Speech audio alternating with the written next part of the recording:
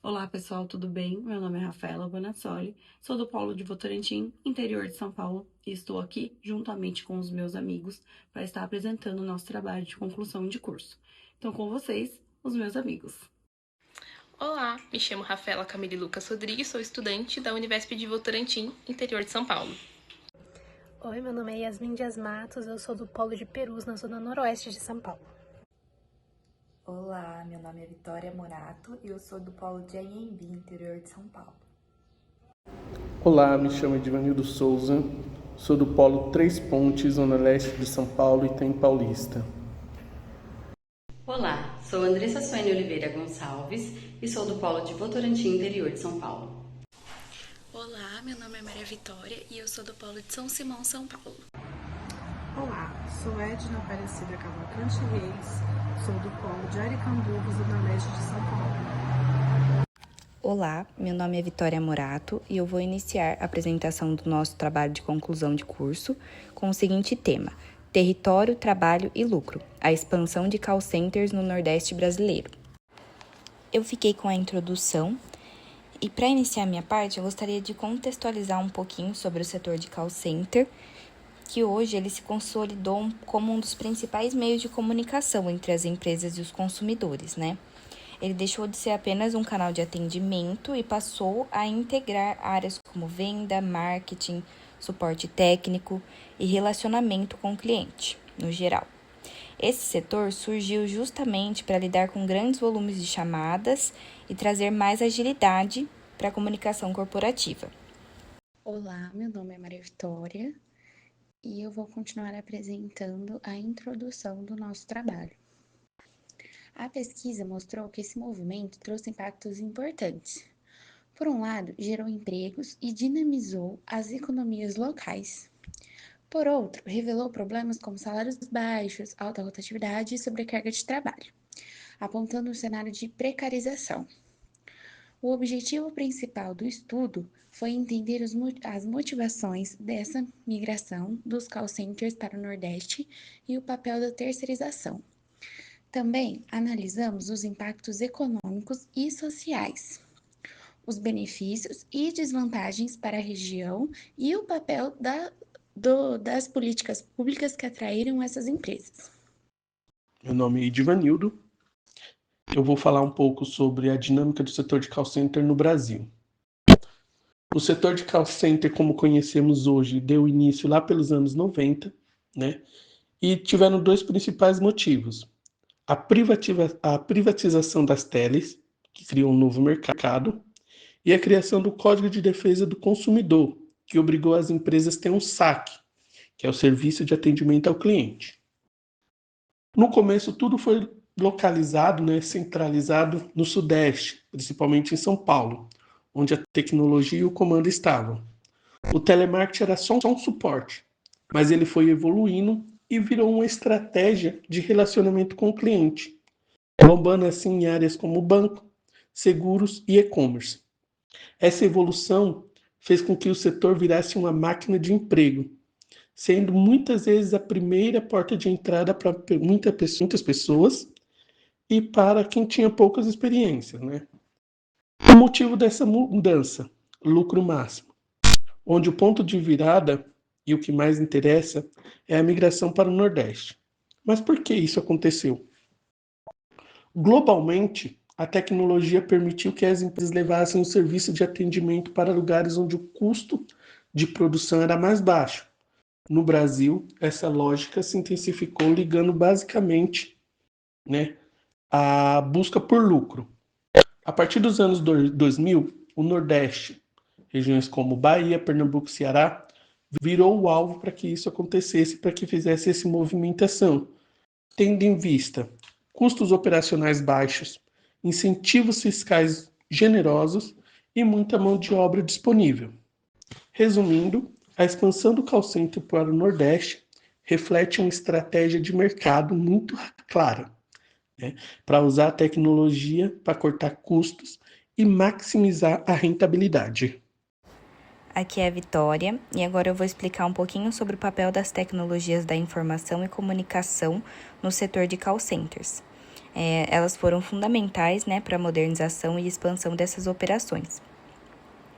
Com o avanço das TICs, surgiram ferramentas como sistemas de CRM, plataformas de voz sobre IP e atendimentos automatizados, como URAs e chatbots. Esses recursos eles mudaram completamente a forma de trabalhar de dentro das empresas, trazendo mais agilidade e integração entre os atendentes e consumidores. Essas tecnologias elas também permitiram o monitoramento em tempo real das interações, o que aumentou muito a produtividade. Por outro lado, esse avanço intensificou o controle sobre o trabalho das operadoras, já que as métricas dos softwares de supervisão passaram a acompanhar cada etapa do atendimento. Isso acabou criando ambientes bastante pressionados por metas e resultados. Além disso, como é um setor altamente informatizado, ele depende das atualizações constantes, ficando vulnerável às mudanças do mercado e às instabilidades econômicas. Nos anos 2000, com a queda do custo dos dados e o avanço das TICs, muitas empresas ganharam flexibilidade para descentralizar suas operações, iniciando a migração de unidades do Sudeste para regiões como o Nordeste. Outro ponto importante é que o setor se tornou uma porta de entrada para muitos jovens no mercado de trabalho, apesar dos salários baixos e alta rotatividade. No geral, as TICs não só otimizaram o atendimento e reduziram os custos, como também transformaram a estrutura organizacional dos call centers, criando um modelo de gestão baseado em dados, indicadores de desempenho e até vigilância digital. E com o tempo, esse avanço permitiu que o setor evoluísse para os contact centers, incluindo atendimentos via internet e redes sociais. Partindo para um dos principais pontos do trabalho, agora vamos conversar sobre a descentralização produtiva e a migração para o Nordeste. Nas últimas décadas, muitos dos call centers deixaram o Sul e o Sudeste e passaram a se instalar nas regiões do Nordeste. Isso ocorreu principalmente para que as empresas tivessem custos menores relacionados às operações, incentivos fiscais oferecidos pelas regiões do Nordeste e grande parte também sendo ocasionada por essas regiões terem mão de obra jovem qualificada. Estados como a Bahia, Ceará, Pernambuco e Paraíba viraram grandes polos de teleatendimento, atraindo empresas nacionais e internacionais. Esse movimento ajudou a gerar muitos empregos e fortalecer as economias locais, mesmo que isso tenha algumas dificuldades, como reforçar a desigualdade social e condições de trabalho mais precárias. Entre 2002 e 2021, o setor cresceu muito, chegando a ultrapassar a marca de 1 milhão de empregos formais nas regiões do Nordeste, principalmente entre jovens de 18 a 24 anos. A participação das operadoras de telemarketing no país, na região do Nordeste, saltou de um percentual de 8,6% no ano de 2007, enquanto em 2016 esse percentual chegou a 31%. A migração ocorre porque as empresas buscam custos mais baixos, incentivos e regiões com menor mobilização sindical. Cidades de pequeno porte, especialmente a Paraíba, Alagoas e Sergipe, se tornaram destinos estratégicos. Em alguns estados, como Alagoas e Sergipe, os incentivos prolongados e a fragilidade socioeconômica criaram condições ideais para atrair empresas, mas também manter salários baixos e a alta rotatividade. Por isso, o Nordeste chegou a ser chamado de a Nova Índia para esse setor. Já em 2021, 8 das 20 cidades com mais operadoras de telemarketing estavam no Nordeste, reforçando o papel da região como novo centro operacional. Porém, esse aumento de empregos não veio acompanhado de melhores condições de trabalho. Esse movimento está ligado à lógica neoliberal e à terceirização, e principalmente à busca constante das empresas em redução de custos. As empresas migram conforme as vantagens oferecidas, explorando a desigualdade regional e mantendo relações de trabalho mais flexíveis e instáveis. Com isso, a descentralização e a terceirização não só são estratégicas econômicas, mas também mostram como o capital se move em um país que busca sempre lucro, enquanto os impactos sociais e a qualidade do trabalho ficam em segundo plano. Olá, meu nome é Yasmin, eu fiquei com a parte da metodologia. Para explicar como a gente montou a metodologia do nosso trabalho, começamos utilizando uma pesquisa básica, descritiva e exploratória. Isso quer dizer que nossa intenção foi entender o crescimento do call center no Nordeste, observando como tudo acontece na prática, sem intervir e tentar descobrir o que está por trás desse processo, quais são os efeitos que ele causa. A gente também optou por uma abordagem qualitativa, porque não queríamos só olhar para os números. Nosso objetivo era entender de verdade o contexto, os impactos sociais, econômicos e trabalhistas e o que essa expansão significa para a região. Para construir a parte teórica, fizemos uma pesquisa bibliográfica e documental. Então, a gente leu artigos, livros, teses e dissertações utilizando as plataformas do Google Acadêmico, Cielo, CAPS e o BDTD. A gente também utilizou palavras-chave ligadas ao tema e selecionamos materiais de 2002 a 2024, dando preferência aos estudos que falavam sobre incentivos fiscais, terceirização e a ida dos serviços de atendimento para o interior. Porque esses pontos eles ajudam a explicar o porquê tantas empresas escolhem o Nordeste. Além da teoria, também analisamos documentos oficiais, como leis relacionadas a incentivos, dados da SUDENE, da Raiz de 2024 e da PNAD contínua. Essas informações ajudaram a comparar a geração de empregos e desenvolvimento da região das outras partes do país. Depois de juntar tudo, usamos a análise de documento para organizar e interpretar o material e basicamente isso ajudou a identificar os padrões e as ideias principais que responderam à pergunta de pesquisa. No final, essa combinação de leituras, documentos e análises qualitativa permitiu que a gente entendesse melhor como o call center cresceu no Nordeste e quais impactos esse crescimento trouxe para a região. Olá, eu sou a Rafaela. Agora eu vou apresentar de forma bem sucinta os impactos econômicos e sociais da expansão do call center no Nordeste. A gente observou que nos últimos anos o Nordeste passou a atrair muitas empresas de call center. Isso aconteceu principalmente porque a região oferece o custo operacional muito baixo. Menos encargo trabalhista, uma rotatividade menor e vários incentivos econômicos do próprio Estado. Esses fatores fizeram com que as grandes empresas enxergassem a região com muita vantagem, Como vocês podem observar na figura 1, o setor de teleatendimento cresceu bastante no Brasil entre 2006 e 2014. Depois, entre 2015 e 2019, onde houve uma queda por conta da recessão econômica. Mas em 2020, com a pandemia, o setor voltou a crescer rápido porque foi considerado serviço essencial. E muita gente passou a depender do atendimento remoto. Segundo Moraes e Oliveira, a partir de 2012, o Nordeste começou a ganhar ainda mais espaço no setor. Muitas empresas abriram centrais de atendimento, tanto nas capitais quanto em cidades médias, pequenas. O exemplo é o Cantaz, que em 2012 transferiu 40% dos funcionários deles para o Nordeste, buscando reduzir custo. Esse movimento não foi só uma estratégia de economia para a empresa. Ele também trouxe impacto importante para a região, principalmente pela criação de empregos formais e pela abertura de novas oportunidades para a população local.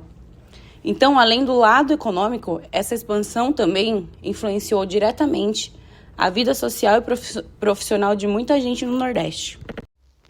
Olá, sou Andressa e, dando continuidade à apresentação, vamos analisar o que mostra o gráfico 1 sobre a participação do Nordeste no setor de telemarketing. O que observamos é um crescimento constante da região. E isso aconteceu porque as empresas buscavam fatores como mão de obra mais barata, menor presença sindical, menor rotatividade e também incentivos governamentais. De acordo com Antunes e Druck, essa combinação entre terceirização e benefícios fiscais aumentou bastante a competitividade das empresas. Mas, por outro lado, Antunes também explica que esse modelo trouxe consequências importantes para os trabalhadores. Houve um aumento da pressão por produtividade, flexibilização dos contratos e redução de custos trabalhistas, o que intensificou a precarização das condições de trabalho. Apesar disso, é importante destacar que a chegada dos call centers gerou empregos formais e ampliou as oportunidades para os jovens e mulheres na região. Mas, mesmo assim, pesquisas ainda mostram que os baixos salários e instabilidade ainda são desafios significativos. Assim, concluímos que a expansão do call center no Nordeste trouxe avanços econômicos, mas também reforçou desigualdades e dificuldades nas condições de trabalho. Partindo para o próximo ponto do trabalho, agora vamos falar sobre as políticas públicas e os incentivos ao setor de serviços. Com o crescimento do call center no Brasil, isso impulsionou muitas políticas públicas e principalmente os incentivos fiscais, criados pelos estados e municípios, especialmente no Nordeste. Essa ideia era atrair empresas e gerar empregos e movimentar a economia de uma região historicamente mais desvalorizada comparada ao sul e ao sudeste do Brasil.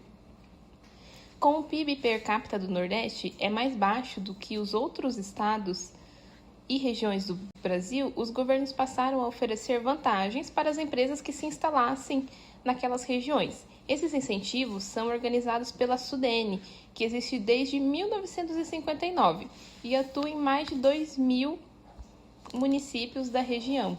Ela oferece benefícios como redução de até 75% de impostos de renda das empresas e 30% de reinvestimento de impostos em projetos de expansão.